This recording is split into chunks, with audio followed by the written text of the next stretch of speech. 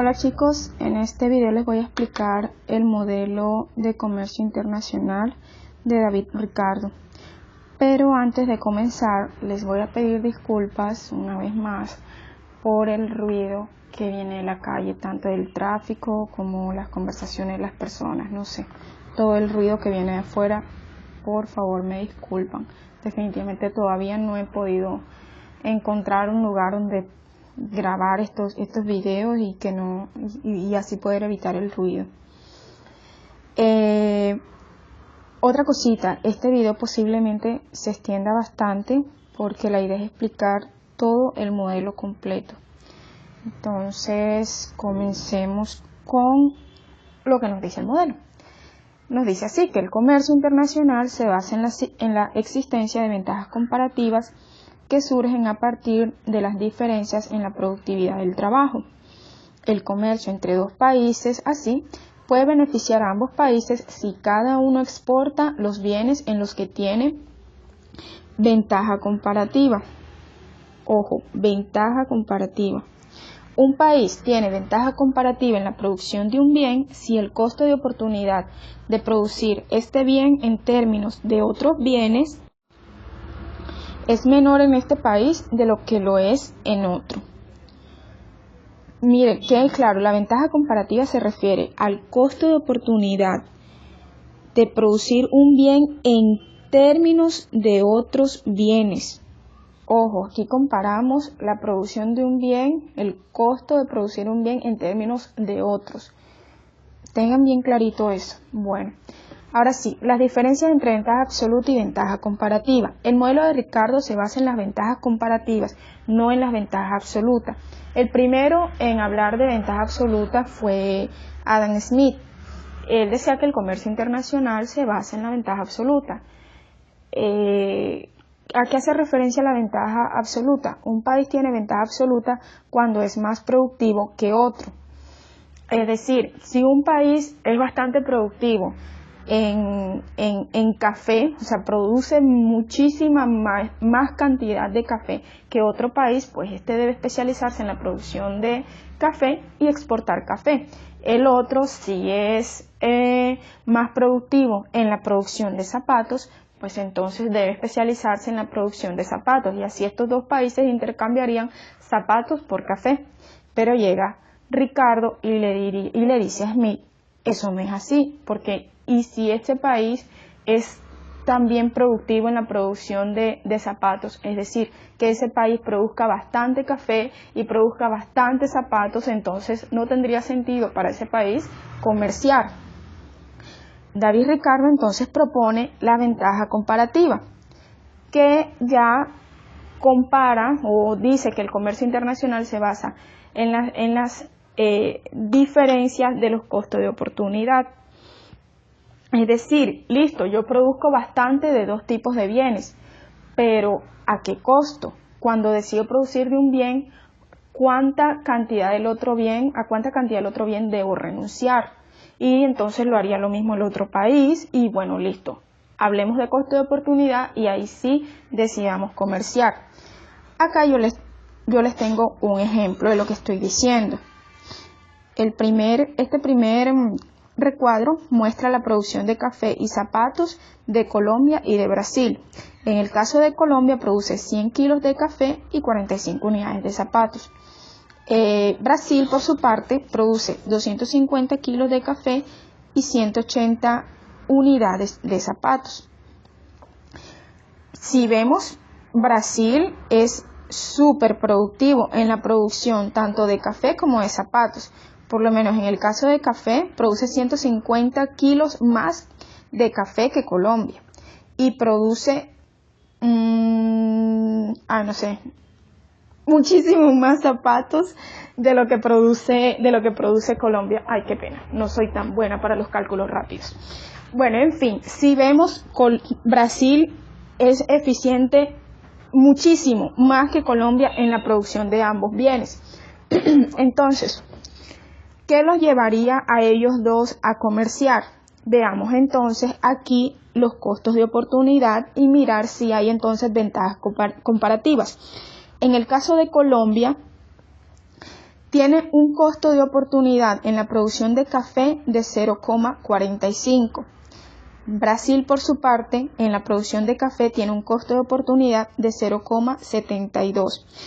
Ese 0,45 y este 0,72 lo que quiere decir es que por cada kilo de café que Colombia decide producir, deja de producir 0,45 unidades de zapatos. El caso de Brasil es que por cada kilo de café que decide producir, deja de producir 0,72 unidades de zapatos.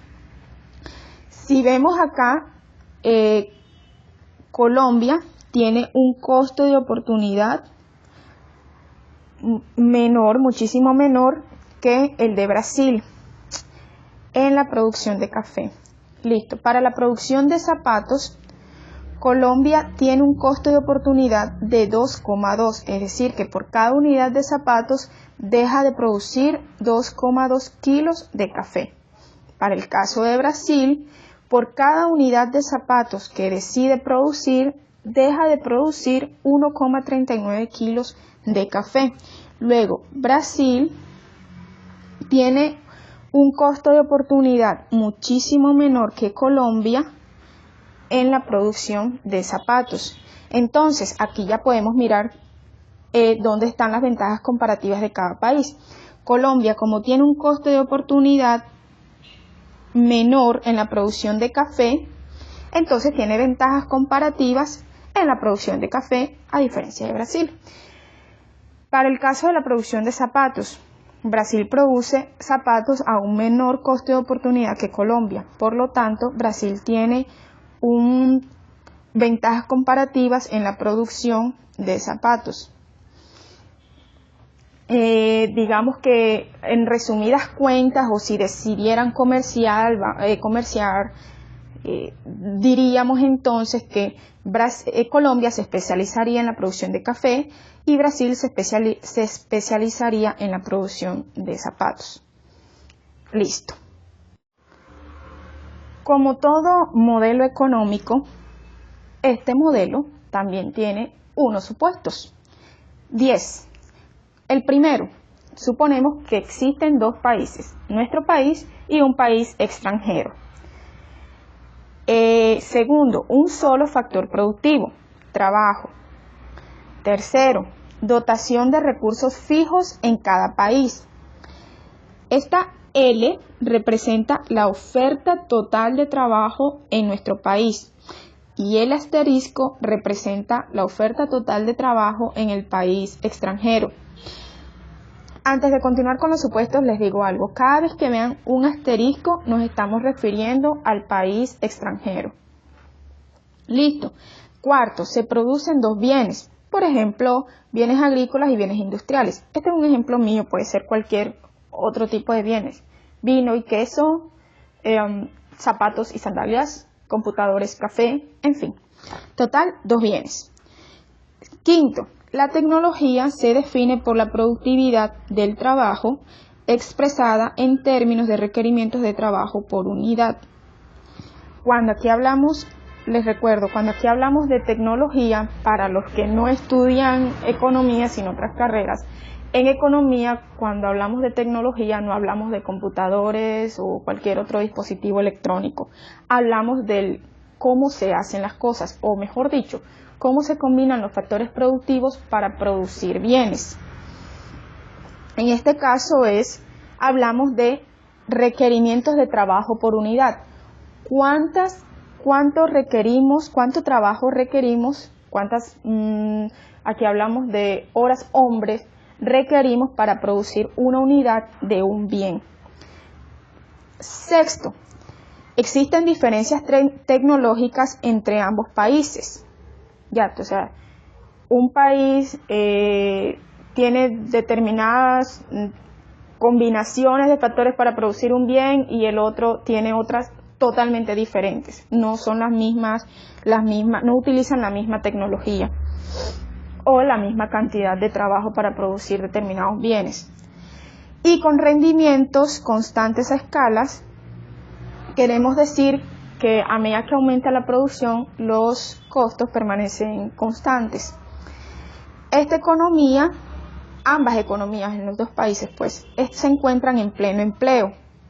Es decir, que utilizan totalmente toda la oferta de trabajo que tienen disponible.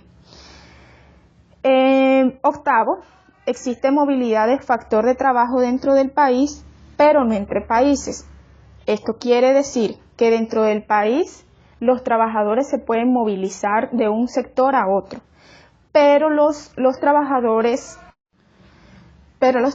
no se pueden movilizar de un país a otro. Noveno, competencia perfecta.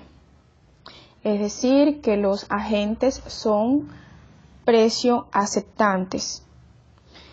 Y décimo, hay libre comercio entre países, no hay barreras naturales ni barreras artificiales al comercio. Las barreras naturales son costos de transportes, etc.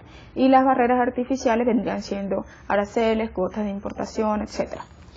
Bueno, cada uno de estos supuestos va a tener implicaciones dentro del modelo y en la medida en la que lo vayamos desarrollando les voy explicando, va a venir saliendo, mejor dicho, ahí se los explico, qué implicaciones tiene en cada cosita.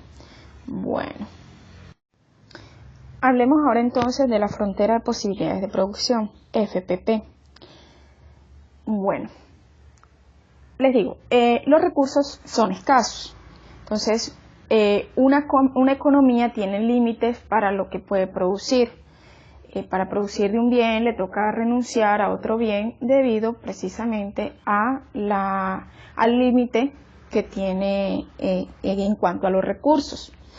Bueno, siendo así, una economía debe elegir qué cantidad va a producir de un bien y qué cantidad va a producir de otro bien.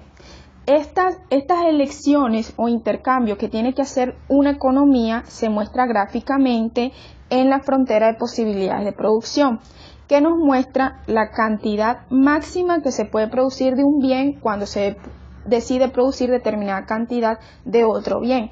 O en otras palabras, la FPP muestra las distintas combinaciones de bienes que puede producir una economía teniendo en cuenta sus recursos. Bueno, ¿cómo deducimos esta gráfica? Sea QA la producción de bienes agrícolas, la cantidad de producida. QI la producción de bienes industriales. ALA mayúscula, esta mayúscula estamos hablando de los bienes agrícolas. Esta hablamos de los requerimientos. A ver, esta ALA está hablando de los requerimientos. ¿Listo?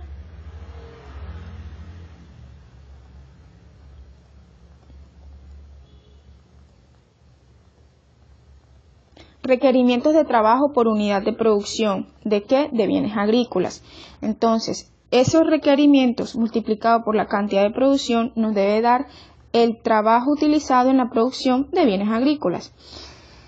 ALI QI es el trabajo utilizado en la producción de bienes industriales. Nuevamente, ALI significa los requerimientos de trabajo por unidad de producción de bien industrial. Listo. Entonces, ¿cómo deducimos esta gráfica? Hagamos acá.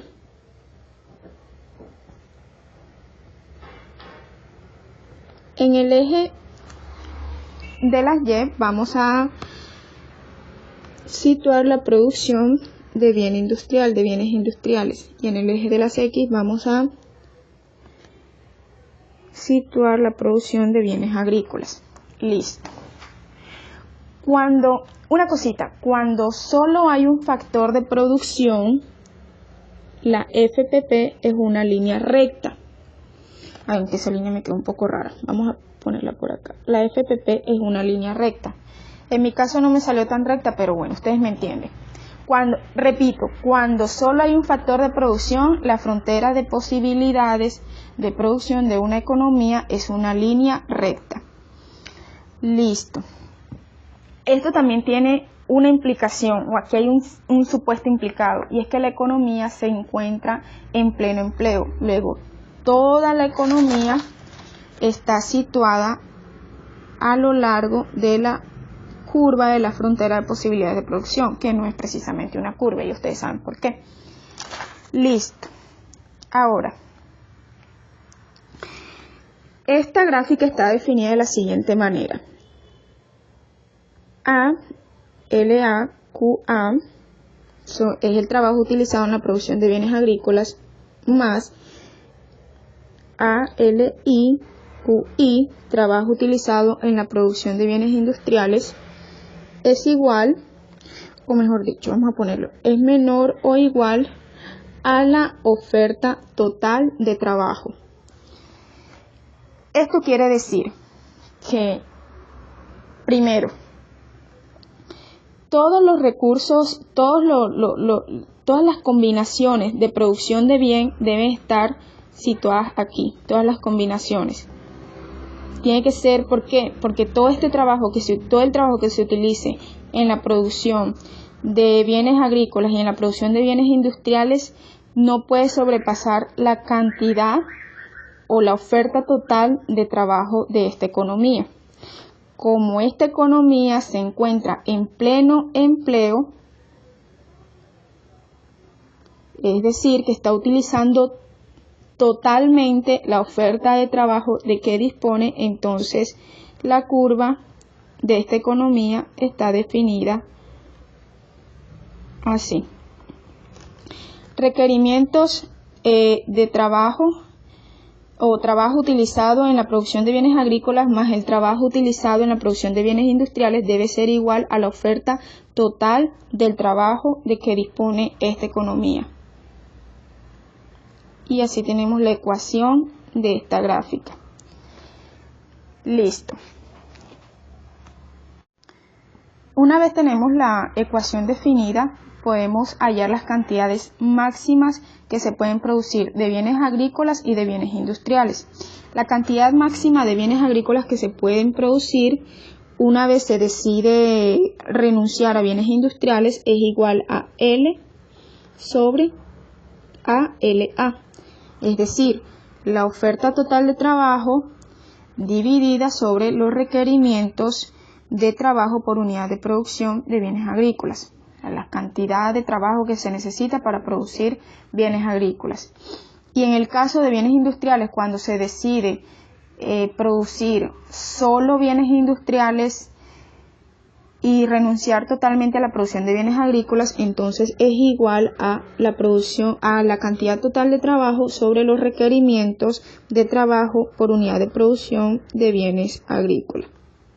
Listo.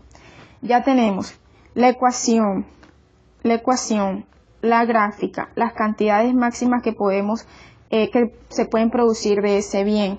Y ahora nos falta algo que es bien importante, que es el costo de oportunidad. El costo de oportunidad está implícito tanto en la ecuación como en la gráfica, obviamente. Veamos, el costo de oportunidad de los bienes agrícolas en términos de los bienes industriales está dado por ALA sobre ALI, es decir, requerimientos de trabajo por unidad de producción de bien agrícola sobre los requerimientos de trabajo por unidad de producción de bien industrial.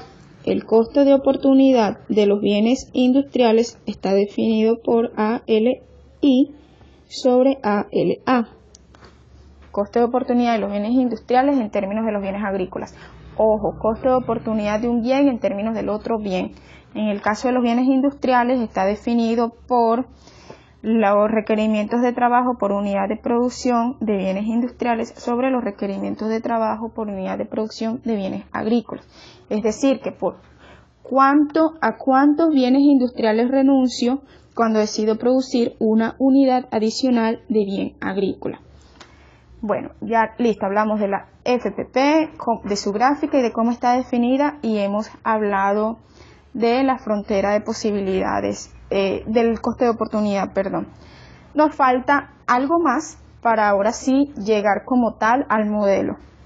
Y esto es los precios relativos y la oferta. La frontera de posibilidades de producción muestra las distintas combinaciones de bienes, que puede producir una economía. Bienes que puede producir una economía, ojo. Pero para determinar qué va a producir en realidad necesitamos conocer el precio de los bienes, específicamente el precio relativo de los dos bienes, es decir, el precio de un bien en términos del otro. Repito, la frontera de posibilidades de producción nos dice qué es lo que podemos producir, cuáles son las combinaciones de producción o las combinaciones de bienes que podemos producir, Pero para saber qué vamos a producir en realidad necesitamos conocer los precios relativos, es decir, el precio de un bien en términos de otro.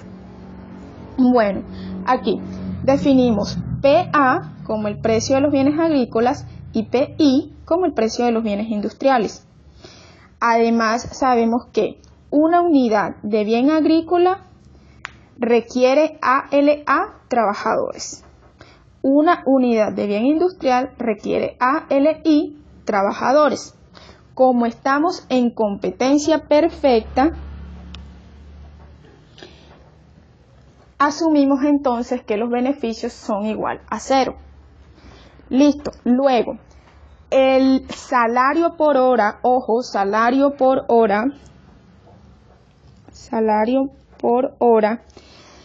del sector de bienes agrícolas, del sector agrícola, es igual al valor de lo que un trabajador puede producir en una hora. El salario por hora en el sector agrícola es igual a lo que un trabajador puede producir es igual al valor de lo que un trabajador puede producir en una hora. Y en el sector industrial, el salario por hora es igual al valor de lo que un trabajador puede producir en una hora. Y esto viene dado así. Salario del sector agrícola es igual al precio del bien agrícola sobre las cantidades o la cantidad de producción de bienes agrícolas de un trabajador. Y en el sector industrial, el precio del bien industrial sobre las cantidades, la cantidad de producción de los trabajadores en el sector industrial. Listo. De acá, ¿qué es lo que sacamos? Si el precio relativo del bien agrícola es mayor que su coste de oportunidad, miren, ALA sobre ALI nos está hablando del coste de oportunidad de un bien agrícola. ¿Listo? Bien. Ahora, si el precio relativo de un bien agrícola es mayor que su costo de oportunidad, los salarios en el sector agrícola serán mayores. Si el precio relativo de un bien agrícola es menor que su costo de oportunidad, entonces los salarios en el sector industrial, en el sector industrial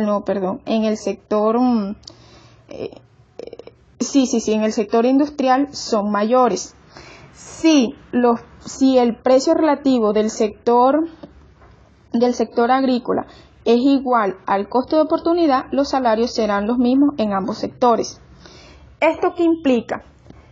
Como estamos en competencia perfecta y como ya dijimos que hay libre movilidad de trabajadores dentro del país, entonces los trabajadores se van a ir al sector en donde obtengan salarios más altos.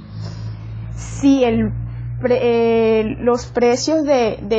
precio relativo de un bien agrícola es mayor que su costo de oportunidad, sabemos que los salarios en el sector agrícola entonces son mayores, luego los trabajadores van a querer trabajar en ese sector.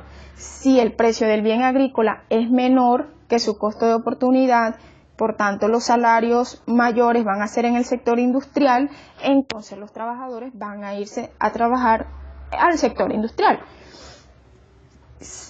Y si en ambos si el precio de del bien agrícola es igual a su coste de oportunidad, entonces los salarios van a ser los mismos en ambos sectores, entonces pues da lo mismo que un trabajador se dedica a trabajar en un sector o en el otro porque va a recibir el mismo salario. ¿Qué implicación tiene esto? Que de aquí se determina la oferta del bien. Si los trabajadores deciden todos irse al sector agrícola, entonces la producción de esa economía se va a especializar en producir bienes agrícolas. Entonces la oferta total de bienes va a ser en bienes agrícolas. Si en cambio los salarios son más altos en el sector industrial, esa economía se va a especializar en la producción de bienes industriales. La oferta entonces total de bienes va a ser en el sector industrial. Si los salarios son iguales en ambos sectores, entonces esa economía va a producir ambos bienes. Como estamos en competencia perfecta, los salarios son igual a cero. Recuerden, competencia perfecta, entonces los salarios son igual a cero. Y al no haber comercio internacional, entonces el país va a tener que producir ambos bienes. Luego, el precio relativo del bien agrícola va a ser igual a su costo de oportunidad o a sus requerimientos de trabajo por unidad de producción. Recuerden, si no hay comercio internacional, el precio relativo de un bien va a ser igual a su costo de oportunidad. Y de hecho, si no hay comercio internacional, esa economía va a producir ambos bienes, siempre y cuando se cumpla esto. Listo. Acá les dejo como un breve resumen de lo que acabo de decir de los precios relativos y la oferta. Entonces, nuevamente, si el salario en el sector agrícola es mayor que el salario en el sector industrial, esta economía se especializa en bienes agrícolas. Si el salario en el sector agrícola es menor que en el sector industrial, esta economía se especializa en el sector industrial. Y si el salario en el sector agrícola es igual al salario en el sector industrial, entonces esta economía produce de ambos bienes. Cuando no hay comercio internacional, nuevamente les digo, esta economía debe producir ambos bienes.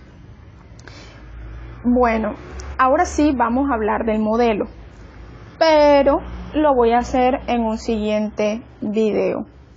Espero que hasta aquí me hayan entendido muy bien. Recuerden lo que dice la esencia del modelo, los supuestos, la frontera de posibilidades de producción, los precios relativos y oferta. Con eso entendido, si eso está claro, entonces sí podemos entender como tal el modelo. Ya nos vemos.